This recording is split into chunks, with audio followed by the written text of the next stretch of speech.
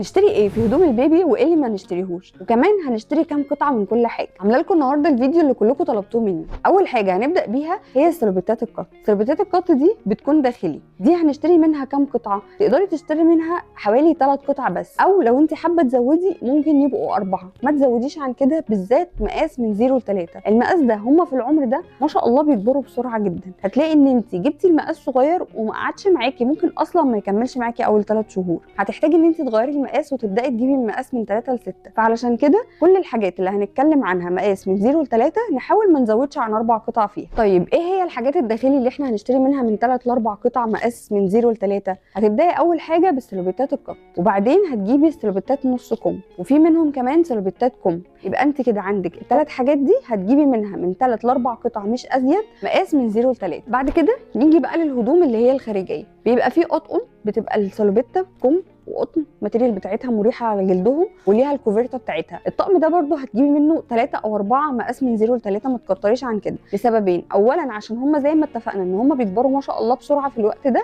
تاني حاجه معظم اللي بيجي للبيبي بيجي له بهدايا هدوم، فانت ما تكتريش في الهدوم خالص، لان هو فعلا المولود بيجي له ما شاء الله هدوم كتير جدا. طيب دول لو البيبي مولود في صيف. طيب احنا لو البيبي مولود في شتاء هتجيبي له ايه؟ هتجيبي له برده من ضمن الغيارات الداخليه 3 اطقم اللي هم بيكون دفايه، طقم دفايه هيلبسه هنتقله بيه تحت الهدوم.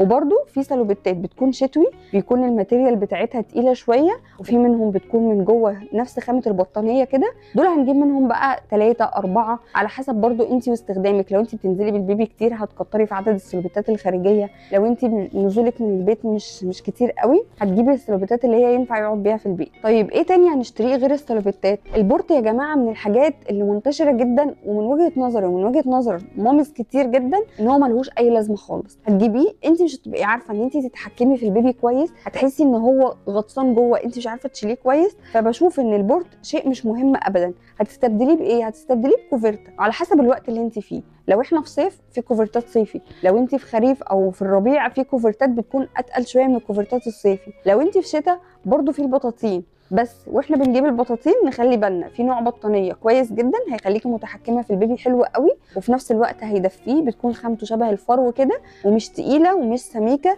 بحيث ان انت تبقي ماسكه البيبي عارفه تتحكمي فيه كويس. في انواع بطاطين بتكون الماتيريال بتاعتها تقيله قوي، بتكون سمكها كبير، برضو بتحسي ان انت وانت ماسكه البيبي انت مش متملكاه كويس. فبلاش النوع ده، خلينا في النوع اللي هو يكون الماتيريال بتاعته اخف شويه بس مصنوع من ماده بتدفي. كده احنا اتكلمنا عن اللبس واتكلمنا عن الغطا. في حاجات تانية بنجيبها من محل هدوم البيبي.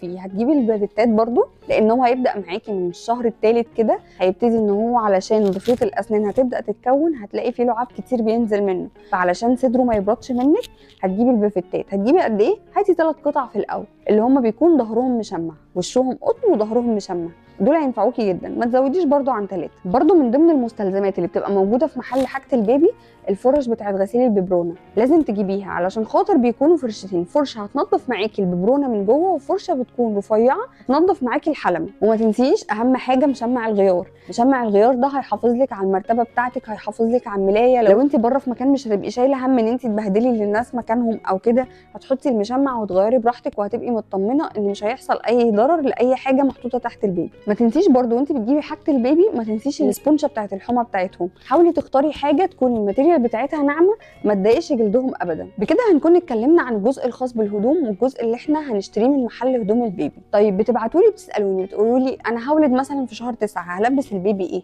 انا هولد في شهر 2 هلبس البيبي ايه؟ بصوا يا جماعه، البيبي بني ادم زيه زينا بالظبط. مش معنى ان هو حاجه صغيره وان هو مثلا احنا حاسين ان هو بردان ان احنا نخنقه ونكلفته ب100 طبقه. هو مش بيحب كده. هتلاقي البيبي عمال يعيط منك ومقريف وانت مرضعاه ومغيره له وعامله كل حاجه تخليه هادي، والسبب هتلاقيه في ان هو حران وانت مفكره انت كده مدفياه ومحافظه عليه. لا، انت هتيجي في وقت مثلا يعني معانا شهر 12 شهر 1 شهر 2، الوقت ده بيكون برد فعلا. هنلبس ايه؟ هنلبس قطعه قطن من تحت نص كم، فوقيها القطعه الدفايه، فوقيها الغيار الخارجي اللي هو اللي احنا اتفقنا عليه. بس 5 طبقات و6 طبقات و7 طبقات ده غلط جدا. هتلاقي البيبي بيعرق مجرد ما بيعدي من جنبه اي شويه هواء هيبردوه، هتلاقي البيبي طول الشتاء تعبان معاكي بسبب الموضوع ده. فانت عشان تتفادي حاجه زي دي ما تكتريش طبقات، هو هنلبسه عدد طبقات قليله بس في نفس الوقت حاجات مكونه من ماتيريال هتدفيه. يعني احنا كده معانا شهر 12 وشهر 1 وشهر 2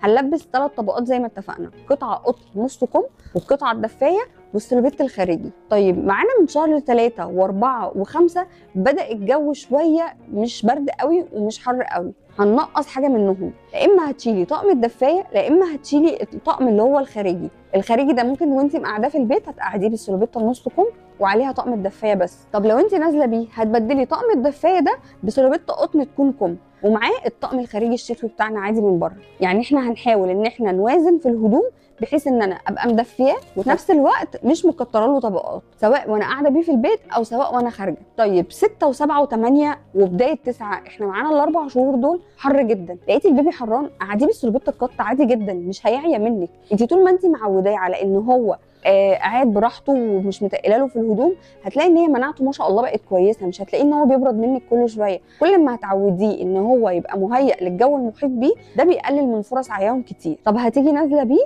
لبسيه سلوبيتا مثلا قط وعليها الطقم الخارجي او سلوبيتا نص كم وعليها الطقم الخارجي، ما تنسيش ان كده كده انت بتلفيه في كوفرته فهو مش هيبرد منك، ما تقلقيش. ما تسمعيش للي يقولك لا حرام عليكي انت ازاي مخففه له كده، انت الجو طول ما انت حاساه كويس لبسي الطفل الهدوم اللي ما تحررهوش وما تزهقهوش وما تخليهوش مقريف منك طول الوقت. والبيبيهات حديث الولاده يا جماعه مش معنى ان انت ولدتي في صيف يقولوا لك لا البيبي بيبقى في الاول بيبرد بسرعه تقلي له، لا خالص. هتلبسي سلوبيتا قط وفوقيها الطقم الخارجي بتاع المستشفى بس، مش هتلبسي اكتر من كده. حديث الولاده زيهم زينا يا جماعه والله، بيلبسوا عادي زينا، ما بيبقوش مش لازم نكلفتهم ونخنقهم بالهدوم. هو هيبقى لابس سلوبيتا القط وفوقيها الطقم الخارجي بتاع المستشفى وملفوف في الكوفرت فهو هيبقى دفيان. طيب الماميز اللي هيولدوا بقى ان شاء الله في شتاء، يعني معانا شهر 12 او 1 او 2، هيلبسوا ايه؟ هيلبسوا قطعه قط، هيلبسوا القطعه نص كم، هيلبسوا فوقيها الدفايه وهيلبسوا معاها الطقم الخارجي بتاع المستشفى. لقيت ان الجو مش سامح لكل الهدوم دي نقصي قطعه من الداخلي سواء القط او النص كم، المهم ان انت ما تبقيش مكتره طبقات زي ما اتفقنا. يا رب اكون عرفت اوصل لكم المعلومه بطريقه سهله وبسيطه، ولو استفدتي من الفيديو حابه غيرك يستفاد شاركي الفيديو معايا، ولو عندك اي سؤال اكتبوا لي في الكومنتات، وما تنسوش اللايك والاشتراك.